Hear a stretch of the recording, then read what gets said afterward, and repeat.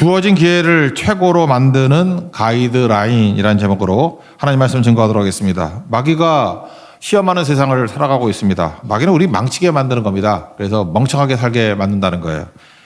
어떻게 살아야 되느냐? 지혜롭게 살라고 얘기를 합니다. 그럼 지혜롭게 사는 게 뭐냐? 예수로 사는 거죠. 지혜가 예수님이니까. 한마디로 얘기해서 세월을 아끼라 이렇게 설명하고 있습니다. 왜냐? 때가 악하기 때문에 마귀가 시간 낭비하고 살게 만들고 헛되게 살게 만든다는 것입니다. 그래서 킹제임스 버전 같은 데는 redeeming the time 그랬어요. 시간을 구원시키라. 시간을 구속하라. 15절과 16절 읽겠습니다. 시작. 그런즉 너희가 어떻게 행할지를 자세히 주의하여 지혜 없는 자같이 하지 말고 오직 지혜 있는 자같이 하여 세월을 아끼라. 때가 악하니라.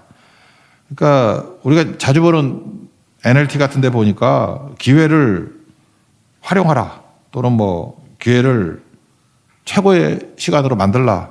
뭐 이런 식으로 번역이 되어 있습니다.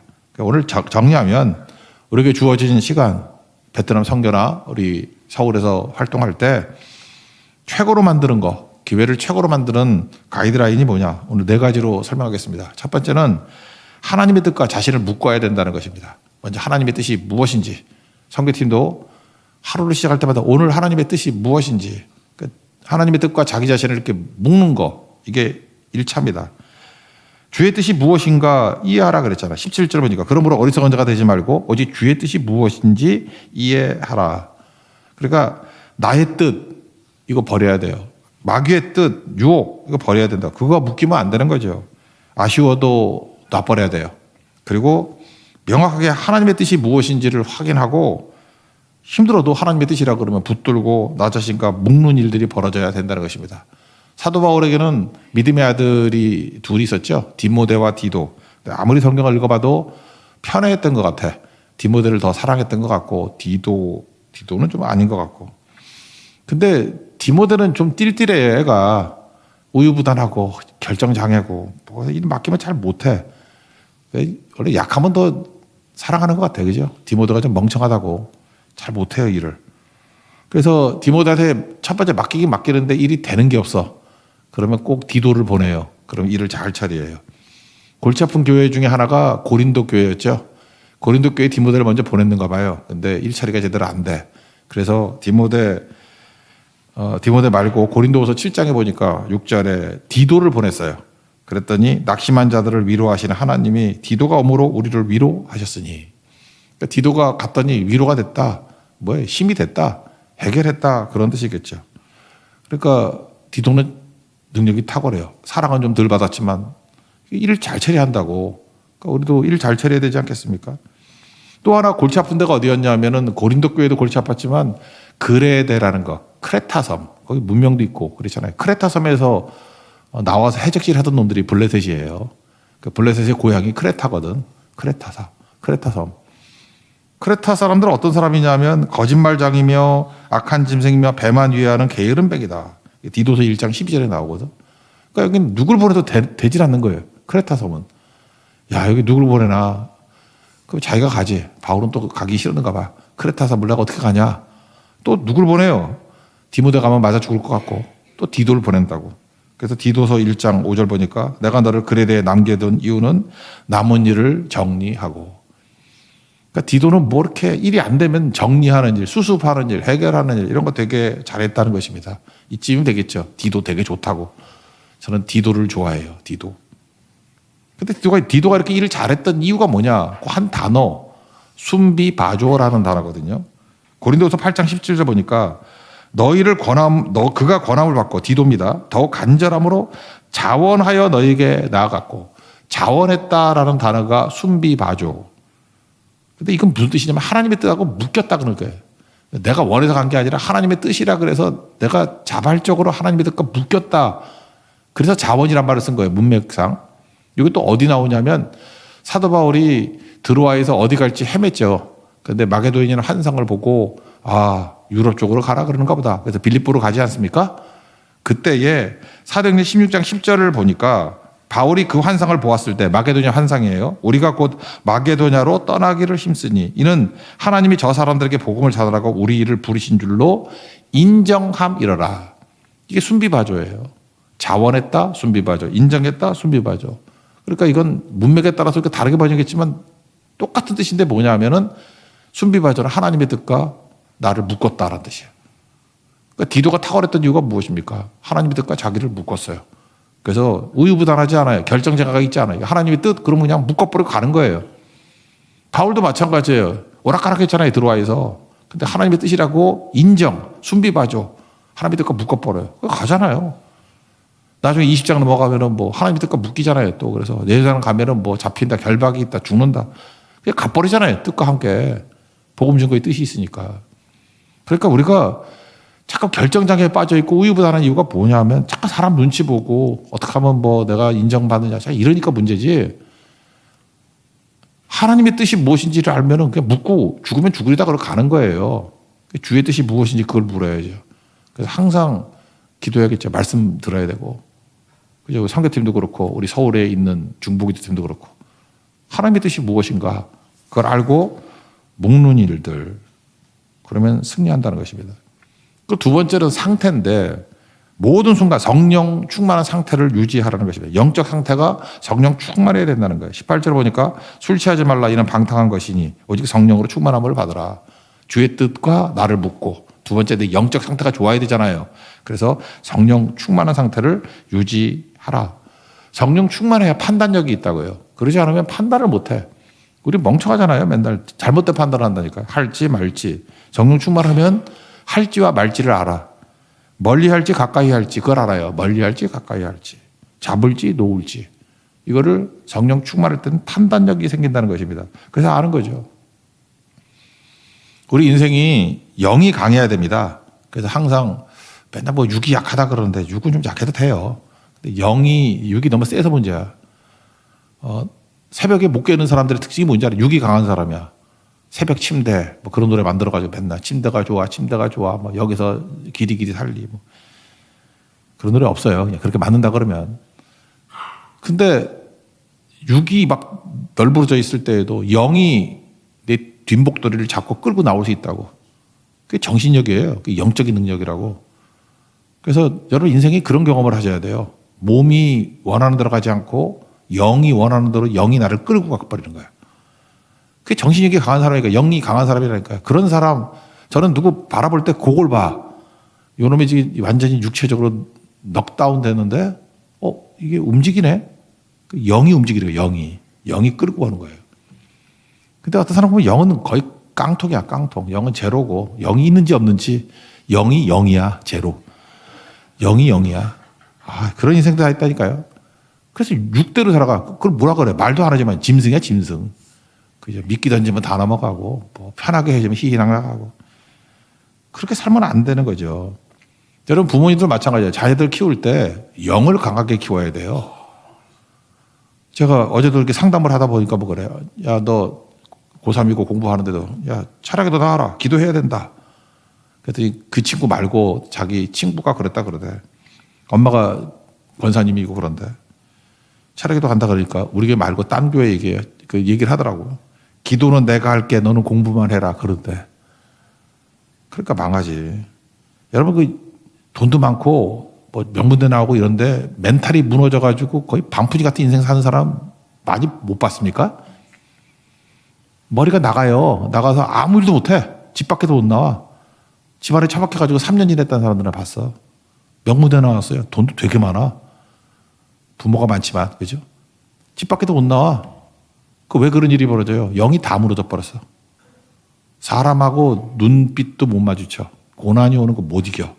멘탈 붕괴야. 멘붕이 온 거예요. 멘붕이. 그런 사람 만들겠습니까? 아니죠. 거의 성령 충만해야죠. 이번에 성교팀 가가지고 첫 번째 주의 뜻이 무엇인지, 두 번째 성령 충만함 유지하는 거, 영적 상태. 그래서 언제나 육보다는 영이 강해야 돼. 그래서 너무 육이 강하다 그러면 바꾸길라 그래. 좀 먹는 거 취소해버리고 그래서 기도팀 만들었거든. 계속 기도하고 하여튼 영이 더 커져야 돼. 조금이라도 육보다는. 그럴 때 성령 충만한 상태를 유지할 수 있다는 것입니다. 성령 충만하면요 일은 순식간에 이루어져요. 두 가지만 예를 들게요. 느헤미야가 와가지고 성벽이 무너졌어. 큰일이거든요. 단 52일 만에 성벽 완성했습니다. 성령 충만하니까 52일에 무너진 성벽 재건 끝. 성령 충만하니까 열흘 동안 기도했죠. 열흘 기도하고 성령 충만하니까 오순절 성령이 임하니까 하루 만에 3,000명 전도했어요. 우리 뭐 3,000명 한 거 쉽지 않죠. 잘 보세요. 이게 성령 영이 강할 때 얼마나 강력한지 아시겠죠. 영적인 상태를 점검할 줄 아는 하나님의 종 되기를 바랍니다. 그리고 세 번째, 늘 찬송하라는 거야. 늘 찬송. 주님의 뜻이 무엇인지 체크하고 나를 묶으라. 순비 봐줘. 두 번째는 영적 상태는 성령 충만한 상태를 유지하라. 세 번째는 우리 사명이 뭔데요? 늘 찬송하라. 전도와 사명이 전도하는 것과 찬송이라고. 19절 보니까 시와 찬송과 신령한 노래들로 서로 화답하며 너희의 마음으로 주께 노래하며 찬송하며. 찬송해야 된다는 것입니다. 찬송은 듣는 거 아니에요. 맨날 사람은 나 찬송을 좋아하는데 맨날 듣는 게 찬송이잖아. 불러야 찬송이지. 그 영적 능력이 없으면 부르지도 못해요. 크게 불러야 돼요. 크게 부르고. 하나님께서 우리 지으신 목적이 두 가지 얘기하는데 사명 주신 것과 또 하나가 뭐예요? 찬송하는 거. 이사야 43장 21절 유명한 구절 아니에요? 나를 위해서 백성 지었다고. 나를 찬송하게 하려 함이라. 목적이 뭐예요? 찬송하려 함이라. 우리 인간이 가장 인간다울 때가 언제냐면 찬송할 때예요. 찬송하면 가장 인간답다는 것입니다. 그러니까 뭐 잘 모르면 그냥 남는 시간 있으면 그냥 찬송하라고 찬송. 전 제일 부러운 사람이 이게 기타 치고 그러는 사람이에요. 나도 기타 배울 걸. 3일 배우다가 말았는데. 기타 배울 걸. 기타 배웠으면 내가 얼마나 인생이 잘 풀렸을까. 기타 배우고 자다가 인생이 이렇게 됐는데. 감옥에 갇혔습니다. 바울과 실라가. 사도행전 16장 25절. 거기서 뭐야? 기도하고 찬송했더니 죄에서 듣더라. 그 다음 절 26절. 찬송하면 지진이 나요. 지진이 나고 옥토가 움직이고 문이 다 열리고 메인 것이 벗어지더라. 그러니까 뭐예요? 문이 닫혀 있잖아요. 찬송하면 문이 열려요. 묶여 있잖아요. 묶인 게 풀려요. 찬송의 능력이라고. 그러니까 우리 성교팀 가가지고 이게 뭐가 문이 막혀 있네. 뭐 맨날 공안이 와가지고 난리치네. 뭐 이렇게 묶여 있네.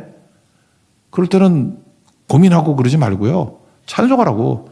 찬송하면 아마 지진이 날 거예요. 진짜 지진 나면 안 돼. 너무 많이 부르면 안 돼. 적당히 불러야 돼. 진도 한 4.0 정도 이렇게 막 움직이면은 문이 열려요.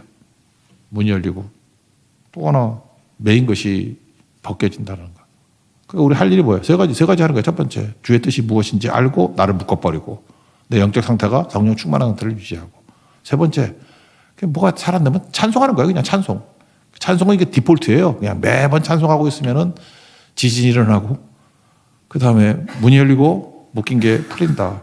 이거 말고 뭐 할 게 더 있어요. 이거 비슷한 사람. 사도행전 16절 같이 했던 게 아둘람 동굴에 있을 때 다윗이 했잖아요. 다윗이. 거기서 뭐해? 이런 사배 부적응자들 400명 모여야 할 일이 뭐 있어? 거기서 맨날 찬송했잖아. 어떻게 알아요? 시편 57편이 그거거든. 거기서 찬송가 2개는 나왔잖아요. 내 마음이 확정되었사니. 모든 상황 속에서 이거 나오잖아.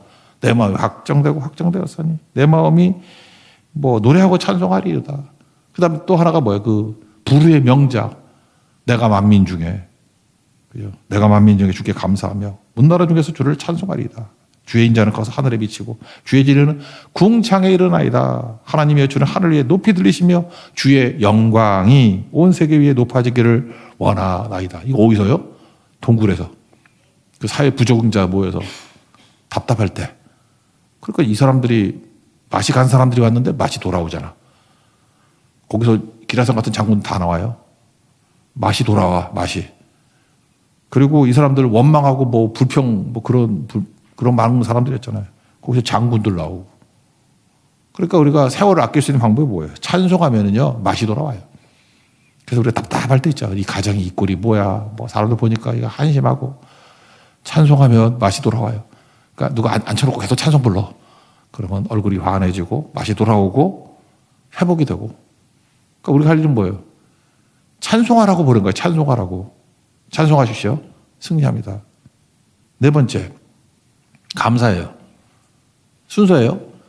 언제나 하나님의 뜻이 무엇인지를 알고 나를 묶어버리고 그 다음에 디폴트 상태는 성령 충만한 상태를 유지하고 그 다음에 무조건 찬송하면은 문이 열리고 묶인 게 풀리고 그죠? 아둘람굴에서도 찬송하니까 맛이 돌아오고 또 뭐 길이 열리고 감사죠. 20절 범사에 우리 주 예수 그리스도의 이름으로 항상 아버지 하나님께 감사하며 여기 범사에 감사를 하죠. 범사에 범사니까 뭐예요? 기쁜 일이 있을 때, 감사할 일이 있을 때만이 아니고 범사예요, 범사. 범사가 뭔지 몰라요? 모든 일에. 그죠? 모든 일에. 그러니까 범사에 감사하는 거예요. 그러니까 감사할 일이 있을 때 감사하는 거. 근데 감사할 게 있어야지. 그건 범사에 감사가 아니지. 그러니까 감사하면 감사할 일이 생기겠죠. 범사에 감사하라고. 우리 그런 사람이에요. 그냥 죽어라 감사하는 거예요. 최근에 제가 감사 잘하는 사람 보니까 이게 크리스찬이야. 크리스찬이 감사 전공의 전공. 개그 음원 가운데 이수지라고 있죠. 내가 흉내자는 데는 이수지. 백상예술대상 5월 5일 어린이날 때 그 수상하더라고. 여자 뭐 예능 뭐 대상인가 받았는데. 우리 보통 연예인들이 크리스찬이면 이렇게 얘기하잖아요. 뭐 하나님께 영광을 돌립니다. 이러면 약간 좀 부자연스럽고 그래 뭐 크리스찬인 거 얘기를 하는데 너무 뻔하잖아요. 근데 이수지 보니까 머리가 되게 좋은 것 같아. 역시 하나님은 얼굴과 머리를 동시에 두지 않아. 그죠? 하나를 주셨는데 머리가 되게 좋은 것 같아. 나 같으면 머리를 선택할 것 같아. 이수지 진짜 매력적인 것 같아. 자기하고 동료가 김원훈도 지혜은하고 예수 잘 믿어요.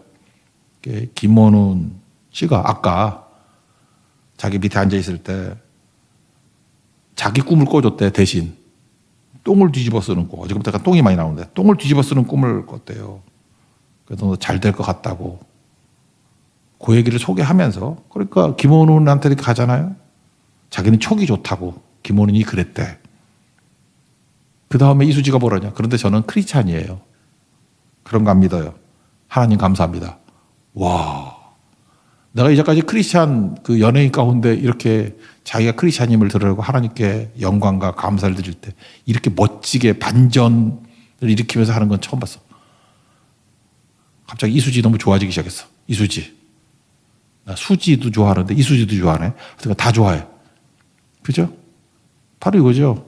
반전이지, 반전. 감사해, 감사. 쭉 얘기 나오는 거 보니까 말을 너무 재밌게 해. 결혼해서 아들 낳는가 봐요. 아들이 어린 나이인데 함께 하지 못해서 감사하대. 나는 육아보다 이렇게 드레스 입고 예쁘게 나는 게 더 좋대. 말을 반전으로 얘기하는데 감사라 그러면서 할 얘기 다 하죠. 자기 결혼했다는 얘기도 다 전달하고 아들 낳았다는 얘기도 다 전달하고. 사실 아쉬운 거죠. 어린이날 아들 돌보지 못하게 와가지고 있는 것이 좀 아쉬운데 그걸 또 감사로 표현하잖아. 그러니까 머리 되게 좋다니까. 이수지 연구 좀 해보라고. 나 이번에 배짱 가서 남는 시간에 이수지 연구하려고 그러는데 이게 탁재훈만큼 머리가 좋아. 남자는 탁재훈, 여자는 이수지 같아. 이게 보통 머리, 이게 하나님이 주신 지혜인 것 같아요. 그죠? 어떻게 이 표현법 배우라고. 이렇게 표현할 줄 알아야 돼요. 부자연스럽게 표현하는 게 아니라. 이거 말고도 되게 많은데 시간이 너무 많이 했기 때문에 나중에 설명해 줄게. 이수지. 제가 느낀 게 뭐냐면 크리스찬이에요. 감사로 향기를 바라는 인생을 살더라고. 향기를. 우리도 베트남 가서 또 서울에서 중보기도 하면서 우리도 멋진 감사로 크리스찬의 향기를 바라는 인생이 되기를 바랍니다. 그럼 승리하겠죠? 이번에 제가 이런 생각을 했어요. 선교팀이 49명인데 그 중에 제가 생각하니까 한 명 정도는 이렇게 그 조선왕조 같은 데도 실로 기록하는 사람이 있었잖아요. 그죠? 이렇게. 그죠? 사초 이렇게 만드는 기록하는 사람. 그래서 기록원을 하나 했으면 좋겠어요. 내가 볼 때 뭐 할 일이 없어서 자꾸만 밥 해주려고 노력하는데 장혜신 권사님 이거 시켰으면 좋겠어요. 장혜신 권사님이 정기록원. 부는 내가 보니까 좀 꼰질꼰질하게 잘하는 게 이종원 자매 같아. 그래서 이종원이 부기록원.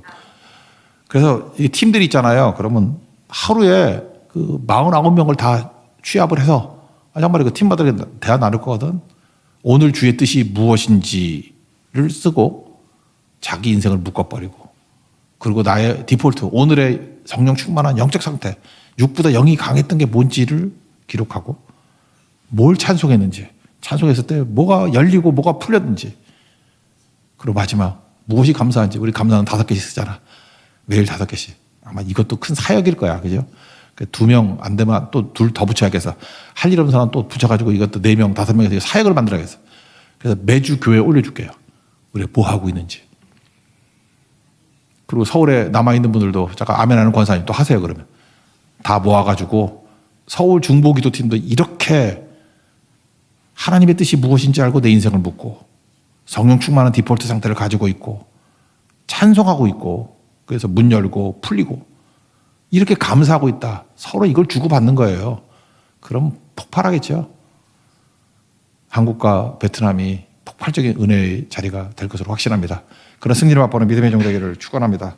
자리에서 일어나겠습니다. 빈 그릇 찬양하겠습니다.